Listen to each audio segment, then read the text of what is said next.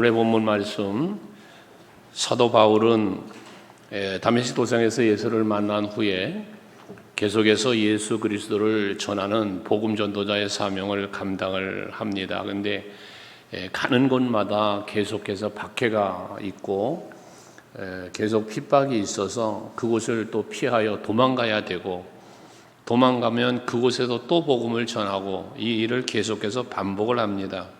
그 앞에 부분의 말씀은 바울이 가는 곳마다 복음을 전했고 그 얘기를 하는 거거든요. 그래서 온 것이 어디냐? 베레아까지 오게 되었다는 말씀인데, 이때 베레아에 와서 보니까 그 앞에는 바로 그 앞에 우리가 처음에 읽으려고 했던 그 말씀이 데살로니가 지역에서 이제 바울이 복음을 전하다가 거기서 풀려나게 되고, 그렇게 해서 보석금을 주고 나왔다. 앞에 보면 9절에 그러거든요. 근데 그러고 나와서 간 곳이 베레아 지역인데, 거기 보면 10절에 밤의 형제들이라고 말씀하고 있어요. 밤에라는 이 말은 뭐냐면 핍박하는 무리들이 워낙에 많이 있다 보니까 그 박해받는 자들의 눈에 띄지 않도록 그렇게 피하여 베레아로 도망을 가게 되었다는 것을 말하고 있습니다. 아무리 핍박이 있고 박해가 있어도 그것을 피하여야 되는 상황에 있다고 할지라도 바울은 항상 가는 곳에서 복음을 전하는 그러한 일을 항상 그 사명을 감당했다는 것이거든요.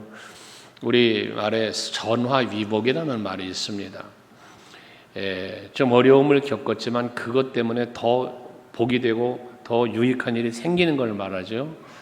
핍박이 있어서 박해가 있어서 도망을 가는 그런 고통이 있고 아픔이 있지만, 그러나 그로 인하여 뭐합니까? 예수의 복음은 더 다른 곳까지 퍼져가는 이런 역사가 일어나게 되었다는 이야기거든요. 그러면서 이들은 그런 밤에 저들을 베레아로 보냈다라는 말을 합니다.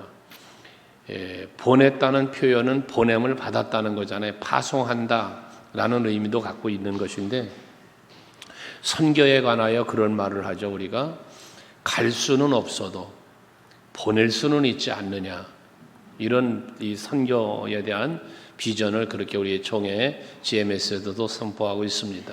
내가 직접 갈 수는 없지만 보낼 수는 있지 않습니까? 그러기에 우리는 보내는 일이라도 하자, 이래서 선교를 하게 되는데, 우리 찬송 중에도 내가 직접 나가서 전하지는 못해도 나 있는 곳에서 늘 기도 힘쓰리, 이런 찬송을 하는 것처럼 우리가 선교라는 복음을 전하는 일에는 내가 직접 가서 복음을 전할 수 없더라도 보내는 일에는 협력할 수 있지 않냐는 거거든요. 사도 바울이 그렇게 박해를 받으면서 복음을 전할 때 여기 밤에 형제들이라는 말을 했어요. 뒤에 14절에도 보면 형제들이라는 말을 하고 있습니다. 이 여기서 말하는 이 형제들은 15절은 바울을 인도하는 사람들이라고도 말을 하고 있는데, 이들은 바울의 사역을 돕는 사람들, 그 박해와 핍박 속에서 바울을 보호하는 사람들, 이 사람들을 일컬어 말씀하고 있는 것입니다. 우리 서강교회 온 성도들은 바로 여기 형제라고 불려질 수 있는 우리 모두는 그런 성도들이 될 수 있기를 바랍니다. 항상 하나님의 일에 마음을 같이 하고 앞장서서 헌신하며 일하는 그 누군가를 위하여 보호해주고 협력해 줄 수 있는 이런 아름다운 신앙과 마음을 갖고 있는 여러분들이 될 수 있기를 바랍니다. 교회에는 장로님들, 영적인 리더자로 세움을 입으신 분들이고요, 그 구역장님들, 기관장님들 다 리더자로 세움을 입으신 분들이에요. 여러분들이 그렇게 앞장서서 헌신하고 기도하며 일하시는 분들을 위해서 늘 기도하셔야 하고, 또 세움을 입은 분들이 잘 사명을 감당할 수 있도록 곁에서 지켜주고 보호해주는 그런 역할도 여러분들이 잘 감당해야 합니다. 바울이 자기의 사역에 동역했던 인물을 소개할 때 로마서 16장에 보면 제일 먼저 표현한 사람이 갱그리아 교회의 베베자매라고 말하잖아요. 그를 일컬어 제일 먼저 베베자매를 말하면서 그는 나의 보호자였다는 말을 해요. 그 보호자라는 의미가 무엇입니까? 오늘 여기 말하는 바울을 인도하는 사람이요, 바울을 보내기도 했고 또 보호해 주었던 그러한 형제들에 해당되는 일을 감당한 사람이 바로 베베 같은 사람이었고 브리스길라, 아굴라 부부와 같은 사람들이었다는 겁니다. 우리 서강교회 성도 여러분들이 항상 하나님의 복음이 증거되고 또 그 모든 복음을 전하는 일에 함께하기 위해서 전도하는 일이었든 선교하는 일이었든 무엇이든지 간에 항상 협력하고 힘쓰는 여러분들이 될 수 있기를 바랍니다. 이렇게 베레아로 이들이 이제 바울이 보내져서 그곳에서 사역을 하는데 베레아 사람들에 대한 소개를 11절에 소개하기를 베레아에 있는 사람들은 데살로니가에 있는 사람들보다 더 너그러웠다는 표현을 합니다. 좀 전에 데살로니가에서 지금 핍박을 받고 지금 베레아로 보내진 거거든요, 바울이. 근데 와서 보니까 베레아 사람들을 만나 보니까 저 데살로니가에 있는 사람들보다 더 너그럽더라는 거예요. 이 더 너그럽다는 건 데살로니가 교회와 비교하는 개념이 아니고 이 베레아 교회에 대한 성도들의 모습을 이렇게 표현하는 건데, 너그럽다라는 표현은 이 개역개정 성경이 나오기 전에는 더 신사적이었다는 표현을 했어요. 신사답다라는 표현. 여기 오늘 개정하면서 너그럽다라는 말로 번역을 했는데, 여기서 말하는 이 너그러움은 뭘 말하냐면 그 사람들의 성품을 말하는 거예요. 그 사람들의 마음. 그래서 그 마음이 너그러웠다는 거예요. 저들의 마음이 좀 뭐하면 고상했다 이런 표현을 어떤 신학자는 표현했는데, 이 베레아 사람들은 마음이 온유했어요. 그래서 바울이 말씀을 전하면 그 말씀을 따지거나 대적하거나 하지 않고 저들은 바울의 전하는 말씀을 편견 없이 받아들였다는 거예요. 아멘으로 받아들였다는 것입니다. 이들의 이러한 태도와 자세를 일컬어 이 베레아 사람들은 너그럽다라는 표현을 한 거예요. 우리 성도 여러분들에게 제가 말씀에 대한 그 말씀을 받는 자세에 대한 얘기를 간혹 했잖아요. 여러분들이 하나님의 말씀을 받을 때 베레아 교인들처럼 너그러운 마음으로 받을 수 있어야 돼요. 말씀을 따지고 그것 때문에 뭐 시험 들거나 그러지 말고 항상 하나님의 말씀은 넉넉한 마음 갖고 온유한 마음으로 아멘으로 받을 수 있는 여러분들이 되시란 말이에요. 그 마음이, 이 너그러운 마음이 결국 예수께서 비유하신 씨 뿌리는 비유에서 뭡니까? 그게 곧 좋은 땅이에요. 옥토라고 말하는 좋은 땅이 되는 거예요. 그러지 못한 땅을 길가밭, 뭐 돌짝밭, 가시밭, 뭐 이런 표현을 하셨지 않았습니까? 우리 소강교회 성도들에게는 길가밭 같은 심령이 없길 바라고, 돌짝밭도 없길 바라고, 가시밭도 없기를 바랍니다. 모두가 다 좋은 땅이 되셔서 하나님의 말씀을 아멘으로 받아 30배, 60배, 100배의 결실을 맺는 그런 여러분들이 되어 하나님께 영광을 돌리고, 그 결실은 말씀을 아멘으로 받아서 말씀에 순종하며 사는 것이 결국 열매를 맺는 건데, 그 열매는 결국 여러분들에게 돌아가는 은혜와 복이 되기 때문에 그렇습니다. 여러분이 길가밭이 되어버리면 여러분들 스스로가 은혜의 열매를 못 맺는 거예요. 여러분들이 돌짝밭이 되어버리면 여러분들의 삶의 현장에 복과 은혜가 열매로 나타나지 않는 거거든요. 여러분의 심령이 좋은 땅이 돼서 말씀이 아멘으로 받아지면 그 말씀으로 내가 살게 되어지고 그 삶이 열매가 되니 행한 대로 갚으리라는 하나님의 말씀처럼 그 삶의 행위에 합당한 복을 받는 거예요. 말씀에 순종할 때 그 순종한 자가 받는 복을 받게 되는 것 아닙니까? 베레아 교회 교인들이 너그럽다라는 표현은 이렇게 온유한 마음, 부드러운 마음, 넉넉한 마음을 말하니 우리 성도 여러분들의 마음이 좀 더 그렇게 너그럽고 넉넉하고 온유하여 포용력 있는 우리 성도들의 심령이 되시기를 바랍니다. 밴데기 속이라는 얘기를 가끔 했지만 그런 우리의 마음이 되지 말고 좀 더 넉넉한 마음. 그래서 누구를 보아도 무슨 말을 해도 다 함께 마음을 모아 협력하여 예수의 마음 갖고 그렇게 살아가는 여러분 될 수 있기를 바랍니다.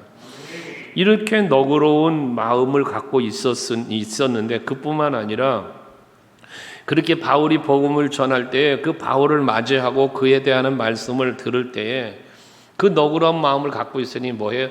간절한 마음으로 라는 표현을 했어요. 간절한 마음으로 말씀을 받았다. 마음이 받을 준비가 돼 있으니까, 너그럽고 온유한 마음을 갖고 있으니까 그 말씀을 들을 때에 어떻게 돼? 간절한 마음으로 듣게 되는 거예요. 우리 스펀지를 가지고 이야기를 비유할 때가 있잖아요. 여러분, 스펀지가 마른 스펀지를 갖다가 물에 담그면 물을 쫙 빨아들이잖아요. 그러나 이 물에 젖어 있는 스펀지 갖다 물에 집어넣어 봐야 빨아들이나요? 안 빨아들이죠. 이것처럼 여러분들의 마음이 말씀을 받아들일 준비가 되어 있으면, 너그러운 마음으로 받아들일 준비가 되어 있으면 어떤 말씀이 선포되든 그 간절한 마음이라는 건 사모하는 마음도 되는데, 뭐라고 표현할까? 흡입력이라고 표현을 할까? 그런 게 되는 거예요.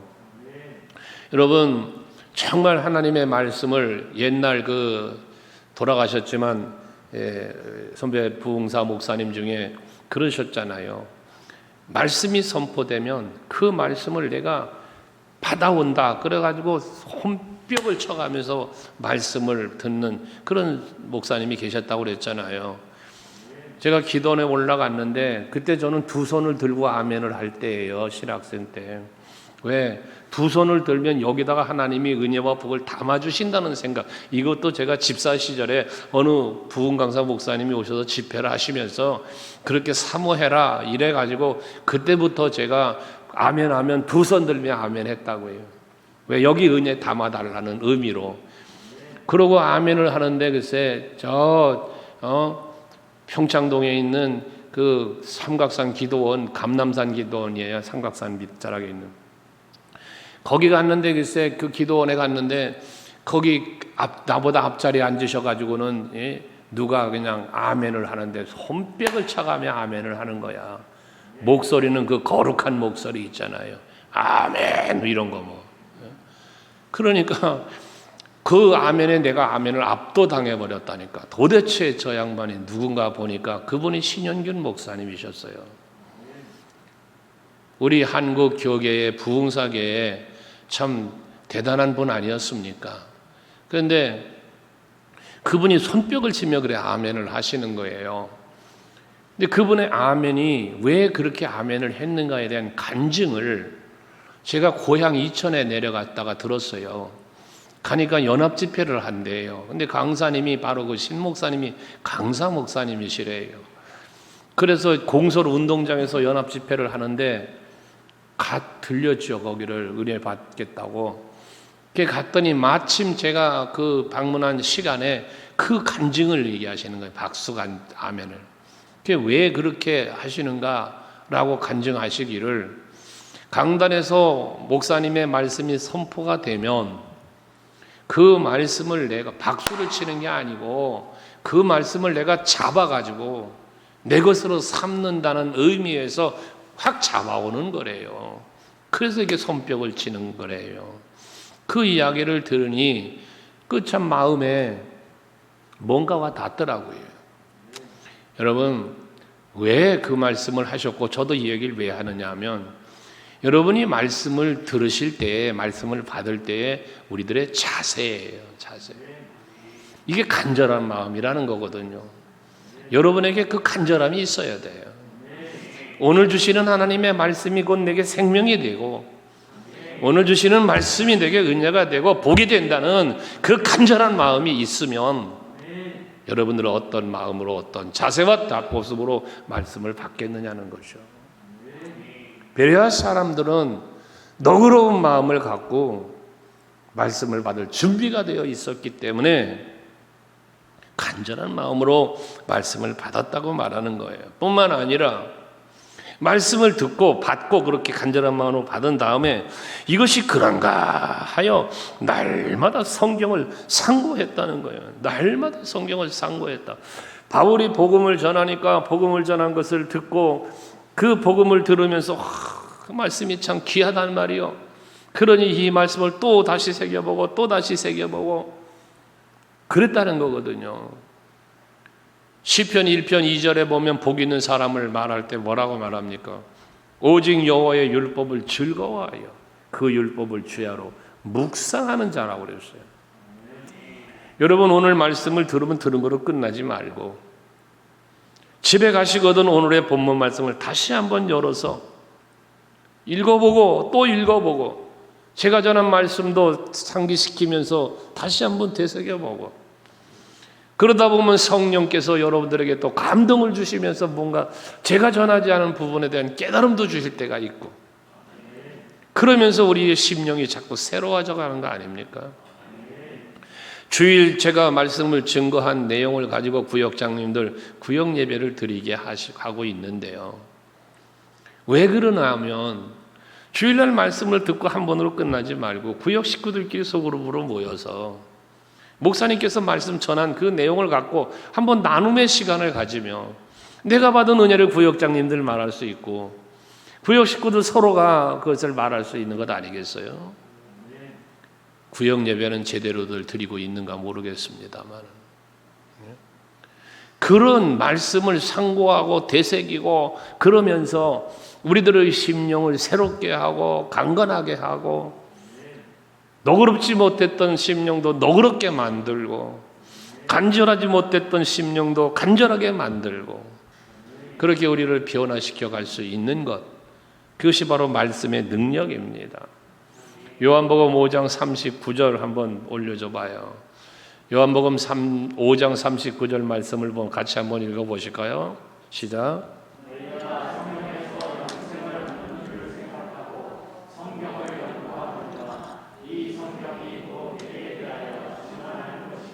성경에서 말씀하고 있는 게 뭐냐? 성경이 말씀하는 게 영생을 얻는 줄을 알고 다시 말해 성경은 뭘 말한다? 영생에 대하여 말한다는 거예요.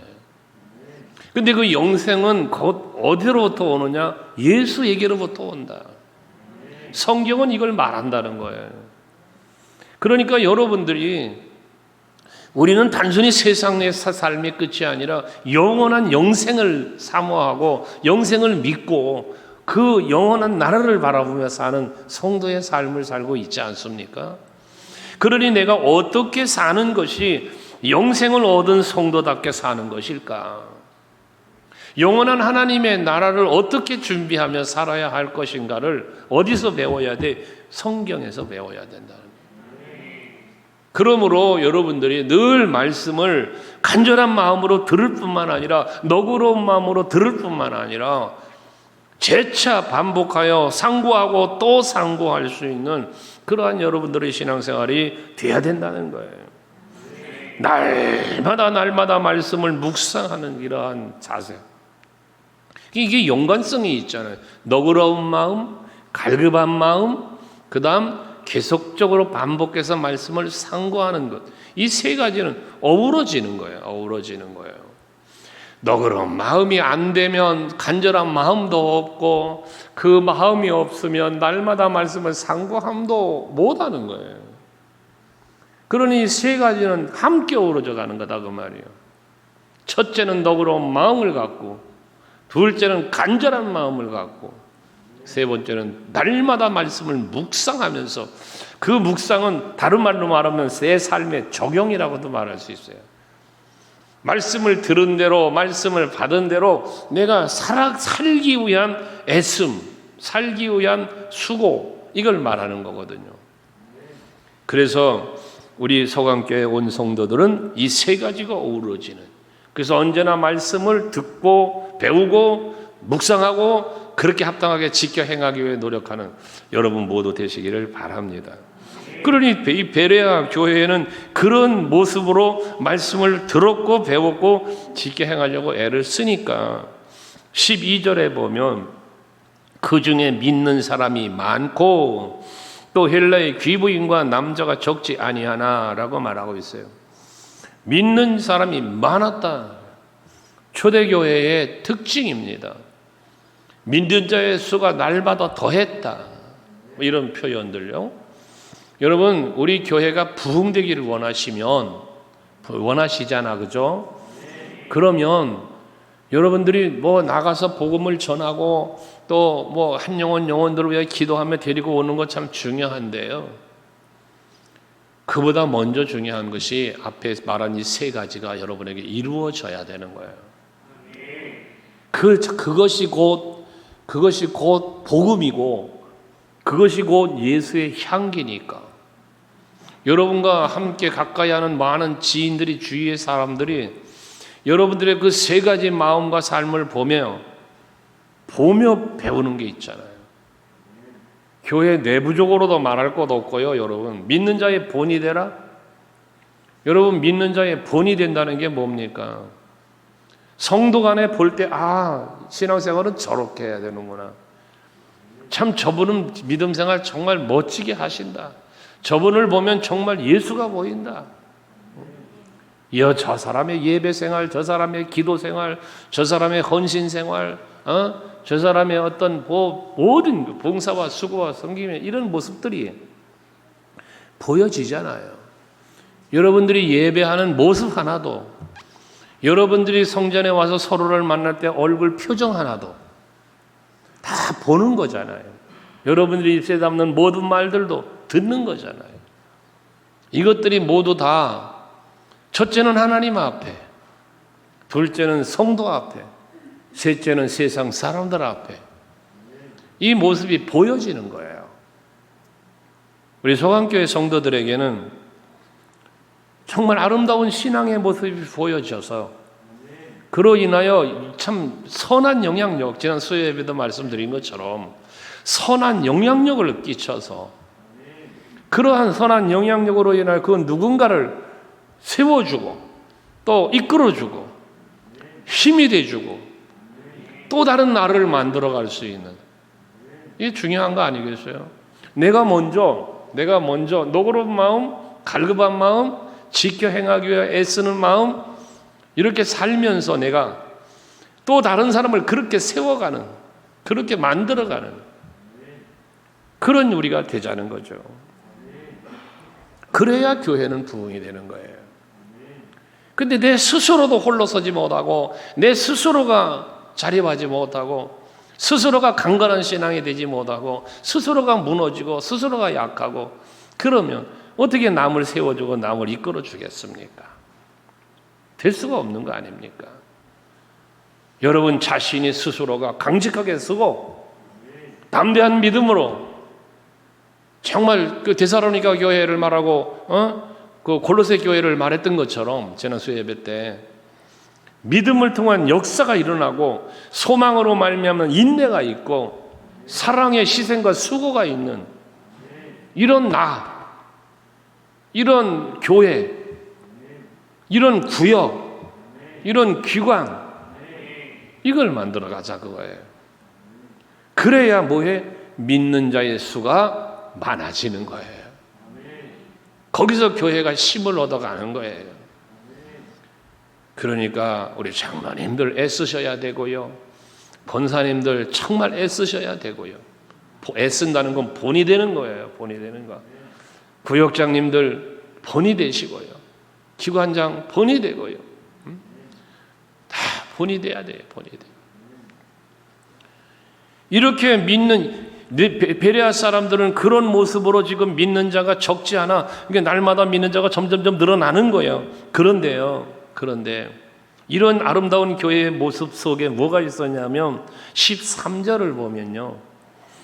데살로니가에 있는 유대인들은 바울이 하나님의 말씀을 베레아에서도 전하는 줄 알고 거기도 가서 무리를 움직여 소동하게 하거늘 그래요. 바로 전에 데살로니가 교회에서 복음을 전했어요, 바울이. 근데 거기서 그 데살로니가에 있는 유대인들이 이 바울을 핍박하고 복음을 전하지 못하도록 방해하고, 그래서 결국 내쫓은 거잖아요. 근데 데살로니가에서 떠나간 그 바울이 베레아에 가가지고 또 말씀을 전하고 있다는 소식을 들었어요, 이들이. 데살로니가 사람들이, 유대인들이. 그러니까 어떻게 돼? 베레아까지 쫓아왔어요. 데살로니가 교회에서 베레아까지 지금이야 뭐 교통수단으로 버스 타고 행 가면 금방 가요. 가까운 거리죠. 그러나 당시 뭐 육로로 이동하고 걸어서 오고 뭐 이러려면 꽤나 먼 거리를 와야 되는데 거기까지 쫓아온 거예요, 산꼭대기까지.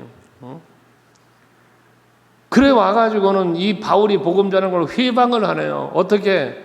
사람들을 움직였대. 무리를 움직여 소동하게 했다는 거예요.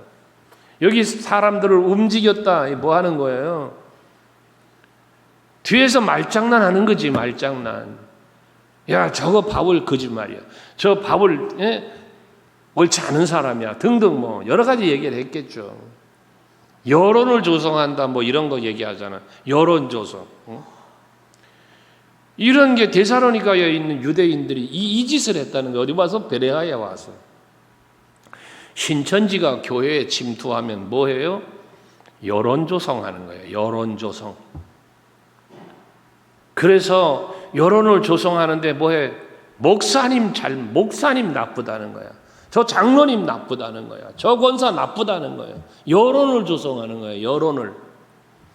그래서 목적이 뭐예요? 분열시키는 거예요. 분열. 이거 마귀가 하는 짓이잖아요. 이단들이 그 짓을 한단 말이에요. 근데 여기 지금 베레아 교회가 데살로니가 있는 유대인들이 와서 그 짓을 하고 있다는 거예요. 여러분, 교회 안에는 분열시키는 일이 일어나면 안 돼요. 분쟁과 다툼이 일어나면 안 돼요. 왜 이런 일이 벌어집니까? 무엇 때문에 그런 일이 벌어집니까? 예수보다 내가 더 중요한 거예요. 교회보다 내가 더 소중한 거예요. 내 안에 예수가 있는 게 아니라 내가 있는 거예요. 그것 때문에 이런 일이 벌어지는 거예요. 여러분, 교회는 예수 안에 하나가 되어져요. 근데 왜 하나가 되지 못합니까? 왜 이렇게 요동을 치게 만듭니까? 무엇 때문에 그렇습니까? 에베소서 4장 18절 말씀 좀 한번 봅시다. 에베소서 4장 18절. 자, 한번 읽어봐요. 같이 시작.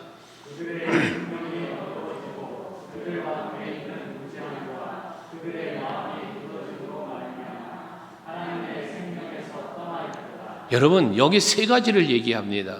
그 첫째가 뭐요? 그들이 총명이 어두워지고, 총명이 어두워졌대. 여기서 말하는 총명이 뭘 말하는 거예요? 지혜가 없어졌어. 뭔가 판단력이 사라진 거예요. 총명이 판단력이 사라진 거예요. 올바른 판단을 못하는 거예요. 잘못된 판단을 하고 있다는 거예요. 총명이 어두워졌다는 것은요. 그러니까 뭐해? 총명이 어두워지니까, 올바른 판단력을 갖지 못하니까 그릇된 판단을 하게 되고, 그 그릇된 판단은 그릇된 행동을 하게 만드는 거 아닙니까?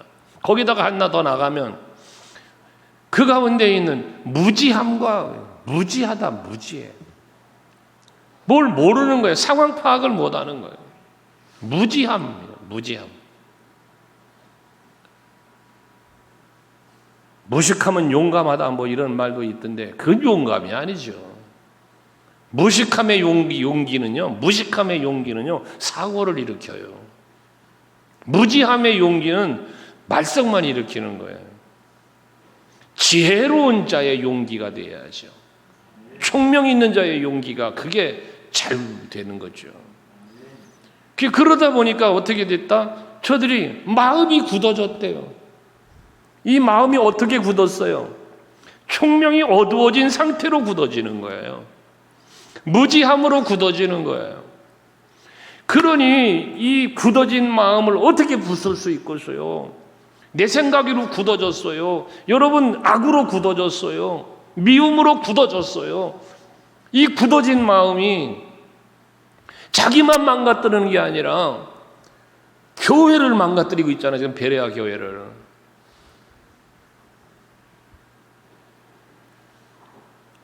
여러분 한번 생각해 보세요. 여러분은 혹시 총명이 어두워지진 않았습니까? 뭔가 판단력이 흐려지지 않았어요? 예수를 알지 못하고 하나님의 은혜와 사랑을 깨닫지 못하는 무지함 속에 있진 않아요? 그래서 하나님의 마음, 하나님의 뜻을 헤아리기보다 교회의 유익함이나 목사님의 어떤 목회의 방침이나 이걸 헤아리기보다 그저 내 생각에 굳어져서 그 굳어진 판단 때문에 회개도 하지 않고 끝까지 악을 행하는, 끝까지 대적자의 자리에만 서 있는 이런 삶을 살아서야 되겠냐 그 말이에요. 이런 것 때문에 교회는 분쟁이 일어나고 분열이 되고 다툼이 있게 벼진다는 거예요. 여러분, 성경 한 권 더 읽어봅시다. 요한일서 4장 6절. 요한일서 4장 6절을 한번 보면 글씨가 조금 작게 뜨는데 한번 같이 읽어볼까요? 또 시작. 우리는 하나님께 속하였으니 하나님을 아는 자는 우리의 말을 듣고 하나님께 속하지 아니한 자는 우리의 말을 듣지 아니하나니 진리의 영과 미혹의 영을 이로써 아느니라. 여러분, 이런 말씀들을 놓고 나를 살펴보면요, 이와 같은 말씀들, 아까 에베소 4장 18절도 마찬가지고 오늘 요한일서 4장 6절도 마찬가지고 나를 살펴보는 말씀이 딱 나오잖아요. 내가 하나님께 속하였느냐 하나님께 속하지 않았느냐라는 거예요. 내가 하나님께 속했으면 하나님의 말씀이 아까 베레아 교회 너그러운 마음, 간절한 마음으로 받아들여지고 그 말씀으로 상고하며 산다니까. 내가 하나님께 속한 사람이면. 그런데 내가 하나님께 속한 사람이 아니면 이 말씀이 안 들리는 거예요. 왜? 이미 내 마음이 굳어졌는데, 굳어진 마음에 뭔 말씀이 들어가겠어요? 돌짝밭이 되어 있는데 무슨 말씀이 심겨지겠어요? 길가밭이 되었는데 무슨 거기 뿌리가 내고 열매가 맺겠어요? 안 되는 거거든요. 그런데 놀라운 사실은 이와 같이 하나님께 속했다 안 속했다, 말씀을 받아들인다 듣지 않는다 듣는다, 여기까지만이 보다 더 심각한 얘기는 뭐라고 그러냐, 진리의 영과 미혹의 영을 이로써 아느니라 그랬어요. 그러니까 이 말로 말하면 우리가 너그러운 마음, 오늘 베레아 교회로 와서 베레아 교회처럼 너그러운 마음, 간절한 마음으로 말씀을 받고 그 말씀대로 살려고 몸부림치고 사는 사람, 진리의 영에 속한 사람. 진리의 영. 진리의 영이 뭐예요? 성령. 진리의 영이 뭐예요? 예수. 그러니까 하나님께 속한 자, 예수께 속한 자, 성령께 속한 자, 여기에 해당된단 말이에요. 그런데 그러지 못하면 하나님께 속하지 않아, 말씀이 안 들려, 아멘으로 받아들여지지 않아, 늘 방해해, 대적해. 이거는 미혹의 영을 따르는 자다. 미혹의 영. 여러분, 우리는 미혹의 영을 따라 사는 자가 되면 안 돼요. 미혹의 영을 따라가는 건 지옥 가는 거야. 멸망의 길 가는 거예요. 저주의 길을 가는 거예요. 진리의 영을 따라가야 거기 생명이 있고 복이 있고 은혜가 있는 거거든요. 그런데 여기 베레아교회 유대교인들은 와서 이 짓을 했다는 거거든요. 우리 서강교회는 이런 미혹의 영을 따르는 성도가 없기를 저는 간절히 기도하고 있어요. 양과 염소에 비해서 염소 같은 사람 되지 말라고 제가 여러분에게 누차 얘기하죠. 염소는 필요하다고 그랬잖아요. 필요는 해요. 그런 역할하는 사람이 필요해요. 때로는 있어야 돼요. 하지만 그 역할을 한 사람이 복받진 않아요. 가룟 유다의 역할, 중요한 역할을 했죠. 예수님은 십자가에 달려 죽게 만드는 역할을 했으니까. 그로 인하여 우리가 구원받았으니까. 제가 전도사 때 얘기했죠. 어떤 미신 청년놈, 가룟 유다에게 표창장, 감사장을 줘야 된대. 가룟 유다가 예수님 팔아먹어서 십자가 지시고 죽었기 때문에 우리 구원받았으니까 우리는 가룟 유다에게 감사해야 되는 거 아닙니까? 이런 어처구니 없는 그런 이야기를 하는, 참 보면 신앙생활을 꼭 사이코패스 같이 하는 그런 인물들이 있어요. 여러분 아니잖아요. 염소 역할이 중요하다고 내가 역사적 사명을 띠고 염소짓 할래요? 해보십시오. 결과가 어떻게 되어지는가. 여러분, 우리는 미혹의 영에 이끌려 사는 자가 아니라 진리의 영에 이끌려 사는 사람. 옹졸한 마음이 아닌 너그러운 마음, 적당한 신앙생활이 아닌 간절한 마음. 여러분, 이런 아름다운 신앙을 갖고, 그런 마음을 갖고 신앙생활을 하시자는 거죠.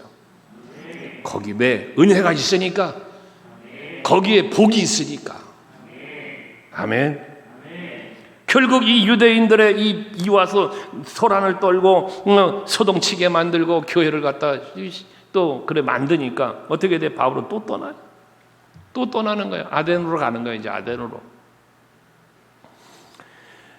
그러지만 가서 뒤에 또 나오는 이야기지만 이 아덴으로 가면, 아덴은 이제 고린도 교회 지역이에요. 고린도 지역. 거기 가서 이제 또 복음을 전하는 거예요. 그러니까 바울은 핍박을 받고 가면 또 가서 복음을 전하는 거예요. 거기도 형제들이 바울을 내보내 바다까지 가게 해서 아덴을 가는데 뭐 배를 타고 건너갔다는 말도 아니면 그 의미적 얘기다 뭐 이런 얘기하자면 그것이 무엇이었든 간에 어쨌든 이 복음을 전할 수 없는 상황에 처하고 반대자들 때문에 그 소동치는 사람들이 생겼기 때문에 도망을 가야 되는 상황이라 그를 바울을 보호해주고 지켜주는 자들이 아덴에 이르기까지 그들을 인도해 주었다는 얘기 아닙니까? 대적하는 무리가 있는 건 보호하는 무리가 있다는 거죠. 여러분들은 항상 신앙생활 하시면서 긍정의 사람 되시고 하나님의 일을 하고자 할 때 늘 협력자, 동역자, 앞장서 일하는 사람들을 지키고 보호해주는 역할, 이 일을 여러분들이 잘 감당하는 성도들이 되시기를 바라요. 그래서 앞에 처음에도 얘기했지만 15절에 보면 바울을 인도하는 사람들이 그를 데리고 아덴까지 이르러 했어요. 아덴 지역까지 안전하게 이르도록 저들을 인도했다는 표현을 해서 인도했다. 여기 바울을 인도했다는 말은 바울을 보호했다, 호위했다, 호위. 대적자들이 바울을 죽이려는 무리가 바울을 해하지 못하도록 호위했다는 거예요. 호위. 그래서 아덴에까지 무사히 도착하도록까지 이끌어 주었다는 거죠. 그 시간이 몇 시간 동안 가는 게 아니라 며칠을 가야 하는 과정이단 말이죠. 이걸 함께 호위하면 간 거예요. 거기까지. 그냥 갔겠어요? 가는 동안에 이들에게 역시 복음을 전하고 예수를 가르치고 진리를 가르쳤지 않았겠습니까? 가는 시간 동안에도 이 바울이.